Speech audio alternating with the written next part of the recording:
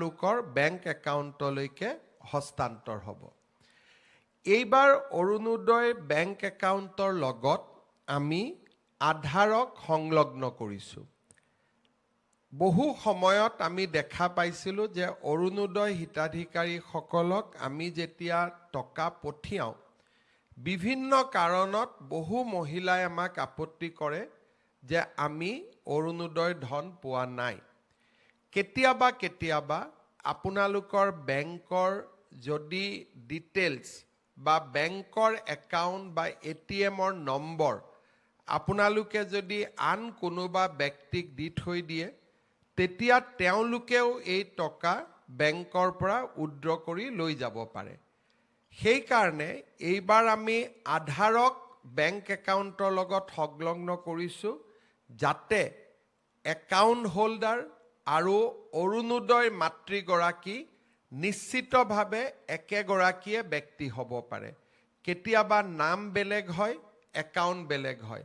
আমি যেতিয়া ফোন কৰি সোধোঁ যে বাইদেউ আপুনি অৰুণোদয় পাই আছেনে, মহিলাগৰাকীয়ে কয় আমি অৰুণোদয় পোৱা নাই, কিন্তু মহিলাগৰাকীৰ নাম অৰুণোদয়ত গৈ আছে। তেতিয়া আমি গম পাওঁ যে যেতিয়া আমি প্ৰথম অৰুণোদয় ফৰ্ম ফিল আপ কৰিছিলোঁ, নামটো আমাৰ থাকিলে বেংক একাউণ্টটো ফিল আপ কৰা মানুহজনে হয়তো নিজৰ বেংক একাউণ্টটো দি দিলে। তেতিয়া আমি মাহত টকা দি আছোঁ, কিন্তু ক'ৰ তাত পাই আছে যে যিটো একাউণ্টৰ নম্বৰ দিছিলে তাত পাই আছে।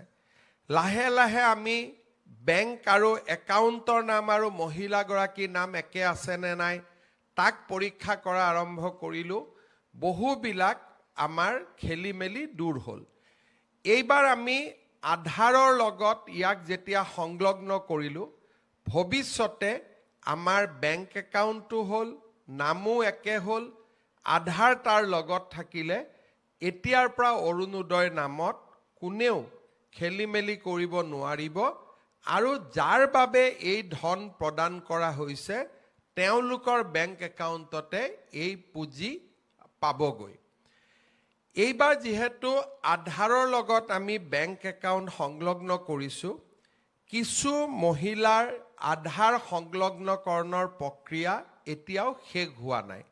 সেইকাৰণে আমি অৰুণোদয় হয়তো আজি আমি দিলে 15-20 হাজাৰ মহিলাৰ বেংক একাউণ্টত নাযাব পাৰে, কিন্তু আধাৰৰ সংলগ্ন কৰাৰ প্ৰক্ৰিয়া চলি আছে, আৰু আপোনালোকৰ এই প্ৰক্ৰিয়াত যাতে সহায় হয় তাৰ কাৰণে এইবাৰ আমি এজন অৰুণোদয় সাৰথী প্ৰত্যেক সমষ্টিতে নিযুক্তি কৰি দিম। যেতিয়াই আপোনালোকে অৰুণোদয় কোনোবা মাহত কিবা কাৰণে নাপাব, আপোনালোকে সেই অৰুণোদয় সাৰথীগৰাকীক সাক্ষাৎ কৰিব পাৰিব। তেওঁৰ নাম, মোবাইল নম্বৰ আমি গোটেইখিনি প্ৰচাৰ কৰি দিম, আৰু তেওঁলোক আমাৰ সমষ্টিৰ ব্যক্তি হ'ব। আপোনালোকে তেওঁলোকক গৈ সাক্ষাৎ কৰিব পাৰিব, আৰু তেওঁলোকে আপোনালোকৰ যেতিয়া অৰুণোদয় পোৱা নাই বুলি ক'ব, বেংকত ফোন কৰিব, বেংকে ক'ব যে এই একাউণ্টটো ষ্টেণ্ডাৰ্ড হৈ থকা নাই, KYC হৈ থকা নাই, সেইকাৰণে পোৱা নাই। তেওঁ গৈ বেংকত সমস্যাটো সমাধান কৰি দিব। বোলে নহয় দিছপুৰৰ পৰাই আপোনালোকৰ টকাটো অহা নাই, দিছপুৰক সুধিব যে কিয় টকাটো অহা নাই। এই গোটেই সমস্যাবিলাক সমাধান কৰাৰ কাৰণে আমি অৰুণোদয় সাৰথী নামেৰে এগৰাকী ব্যক্তিক প্ৰতি সমষ্টিত নিযুক্তি দিম, যাতে আপোনালোকৰ ইয়াত কোনো ধৰণৰ সমস্যা আপোনালোকে সন্মুখীন হ'ব নালাগে। দ্বিতীয়তে, অৰুণোদয় আঁচনিখনক আমি পৰৱৰ্তী পৰ্যায়ত আৰু বেছি ডাঙৰ আৰু বেছি জনদৰদী কৰি তোলাৰ বাবে কিছুমান নতুন নতুন কথা আমি চিন্তা কৰি আছোঁ। এতিয়া মই বহুত ক্ষেত্ৰত দেখোঁ যে মোক কিছুমান মহিলাই কয় যে মামা, দাদা আমি অৰুণোদয় পোৱা নাই। মই কওঁ কিয় পোৱা নাই, আপুনিতো পাব লাগিছিলে। অলপ পিছত আহি মই গম পাওঁ যে ৰেচন কাৰ্ডত তেওঁৰ শাহুৱেকৰ নাম আছে, শাহুৱেকে পাই আছে কাৰণে বোৱাৰীয়েকে পোৱা নাই, আৰু কৰবাত বোৱাৰীয়েকে পাই আছে কাৰণে শাহুৱেকে পোৱা নাই।